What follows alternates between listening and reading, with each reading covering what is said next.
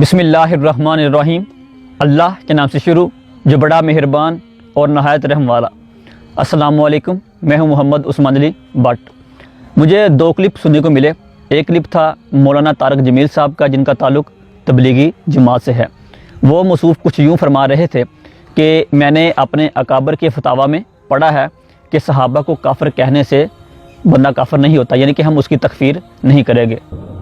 سن لو کہ تک صحابہ کو کافر کہنے سے آدمی کافر نہیں ہوتا۔ یہ اپنے ہی اکابر کے فتاویٰ میں میں نے پڑھا ہے۔ ایک آدمی کہتا سارے صحابہ کافر تھے، اس پر اس کے کفر کا فتویٰ نہیں آئے گا، لیکن تکفیر صحابہ کے قائل کو کافر نہیں کہہ سکتے۔ اور دوسرا کلپ تھا انجینئر محمد علی مرزا صاحب کا، جو کہ خود کو مسلم علمی کتابی کہتے ہیں۔ ان کا یہ تھا کہ اگر آج کے دور میں اگر کوئی بندہ اپنے علم کی بنا پر کسی صحابی کو کافر ڈکلیئر کر دے تو ہم اس کو کافر نہیں کہیں گے، ہم اس کی تکفیر نہیں کہیں گے۔ یہاں پر انہوں نے ختم نہیں کی، بلکہ موصوف فرماتے ہیں اگر اس سے بھی اعلیٰ اگر کوئی ہستی ہے، اگر کوئی اس کی بھی تکفیر کر دے تو ہم اس کو بھی کافر نہیں کہیں گے۔ آج کی ڈیٹ میں بھی اگر کوئی کسی صحابی کو اپنے علم کی بنیاد پہ کافر بھی ڈکلیئر کر دے، وہ یہ سمجھے کہ میرے نزدیک وہ کافر تھا، تو اس سے یہ نہیں ہوگا کہ ہم اس کی تکفیر کریں گے۔ اس تک جو روایتیں پہنچی ہیں وہ یہی سمجھتا ہے۔ اگر کسی ہستی کا کوئی انکار کر دیتا ہے، سیدنا ابوبکر، عمر، عثمان و علی یا کسی بھی اور بڑی سے بڑی ہستی کا، تو یہ کفر۔ مسند امام احمد میں ہے، خاتم النبیین حضرت محمد صلی اللہ علیہ وآلہ وسلم آپ نے ارشاد فرمایا اگر کوئی کسی مسلمان بھائی کو کہے اے کافر تو اس سے وہ خود کافر ہو جائے گا۔ اس کے علاوہ مسلم شریف میں ہے اگر کسی مسلمان بھائی نے کسی دوسرے مسلمان بھائی کو کہا اے کافر، یا اللہ تعالیٰ کا دشمن کہا، تو یہ جو حکم کفر ہے وہ اس کی طرف لوٹ آئے گا۔ تو اس لیے یہاں سے بخوبی واضح ہو رہا ہے حضرت محمد صلی اللہ علیہ وآلہ وسلم کی احادیث کی روشنی میں کہ مولانا طارق جمیل صاحب کے اوپر کون سا فتویٰ لگتا ہے اور انجینئر محمد علی مرزا صاحب کے اوپر کون سا فتویٰ لگتا ہے۔ یہاں پر ایک اور بات میں آپ کو بتا دوں کہ مولانا طارق جمیل صاحب کا ایک کہہ لیں کہ رجوع ہمیں سننے کو ملا اسی حوالے سے، مگر وہ رجوع کم اور ڈرامہ بازی زیادہ تھی۔ صرف ایک عبارت پڑھی ہے اسی متعلق اور پھر اپنی جو کہہ لیں کہ اپنے فضائل خود ہی سنانا شروع کر دیں گے۔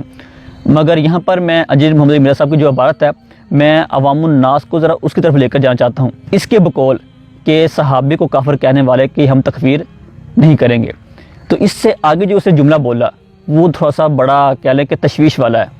وہ کیا تھا کہ اگر کوئی اس سے بھی بڑی ہستی کا انکار کر دے تو ہم اس کی بھی تکفیر نہیں کریں گے۔ تو یہ جو لفظ اس نے بولے وہ اس نے صحابہ کرام علیہم رضوان، جس طرح کہ حضرت ابوبکر صدیق، حضرت عمر فاروق، حضرت عثمان غنی اور حضرت علی آپ کے نام گنوانے کے بعد تھے۔ یعنی کہ اگر یہ جملہ پہلا بولا جاتا تو اس کا معنی، مطلب، مفہوم کچھ اور ہونا تھا۔ ان کے نام گنوانے کے بعد یہ کہنا کہ کسی اور ہستیوں کو کافر کہہ دے ہم اس کی تکفیر نہیں کریں گے، تو میرے خیال سے یہ بہت سخت جملہ ہے۔ تو اس کا جو اگلا سٹیپ ہے وہ انبیاء اور رسل پر جا رہا ہے۔ تو ہمیں سوچنا ہوگا کہ ہم کس ڈگر پر چل رہے ہیں اور ہمیں اس کا جو رد ہے وہ کرنا ہوگا، بلکہ اس سے بڑھ کر ہم حکومت پاکستان سے مطالبہ کرتے ہیں کہ وہ اس کا جو ہے نا کوئی نوٹس لے اور اس کی بکواس بند کرے۔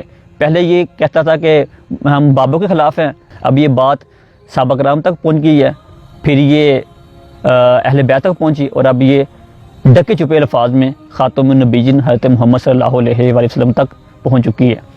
تو پہلے یہ بڑی واردات سے مسلمانوں کو اپنی طرف لے کر آتے ہیں، جس طرح کہ مرزا سینئر نے کیا تھا، مرزا غلام احمد قادیانی نے، اور اب یہ مرزا جونیئر یعنی کہ مرزا انجینئر محمد علی مرزا جو جہلمی ہے وہ کر رہا ہے۔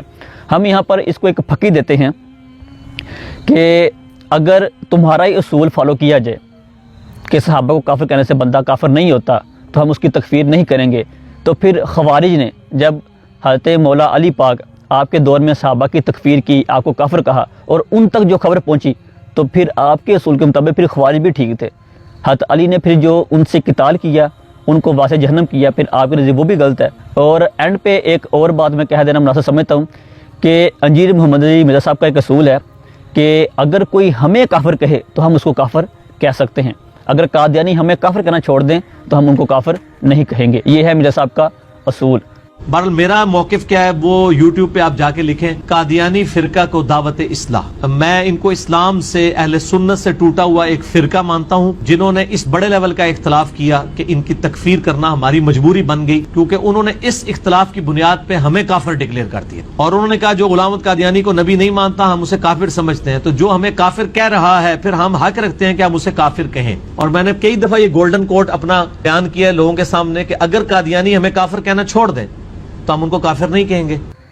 तो इस असूल के मुताबिक अगर मैं कहूँ कि मिर्ज़ा जहलमी जो है वो काफिर हो गया, तो वो फिर खुद मेरी तकफीर कर देगा। मगर जो सहाबा कराम हैं जिनके बारे में खातमुन नबिय्यीन हज़रत मोहम्मद सल्लल्लाहु अलैहि वसल्लम ने इरशाद फरमाया कि मेरे सहाबा सितारों की मानंद हैं, जिसकी भी पैरवी करोगे फलाह पाओगे। तो अगर जिनसे इस्लाम शुरू हुआ अगर वो ही काफिर हैं, अगर हम उनको काफिर करा दे दें, तो फिर ये बताएं कि मुसलमान आज के दौर में कौन बचता है। तो ये तो फिर रफाविस का तरीका है, आप उसके ऊपर अमल कर रहे हैं, क्योंकि आपका असूल है कि कुरान मजीद का वो तर्जमा और वो मफहूम बेहतर है जो कि गैर मुस्लिम समझे। तो ये तो फिर वाकई आप गैर मुस्लिम की जो तहकीकात है वो पेश कर रहे हैं। मेरी वीडियो देख रहे तमाम दोस्त, अब आपसे गुजारिश है कि वो इसके ख़िलाफ़ जो FIR है वो दर्ज कराएं ताकि इस फितना को रोक सकें। नीज़ ये जो वीडियो है इसको लाजमी शेयर करें ताकि जो बोलने वाले मुसलमान हैं उनका ईमान बचा सके। अब तक के लिए इतना ही, इंशाअल्लाह अगले वीडियो में अगले उन्वान के साथ फिर हाज़िर होंगे। तब तक मोहम्मद उस्मान अली भट्ट को दीजिए इजाज़त। अल्लाह निगहबान।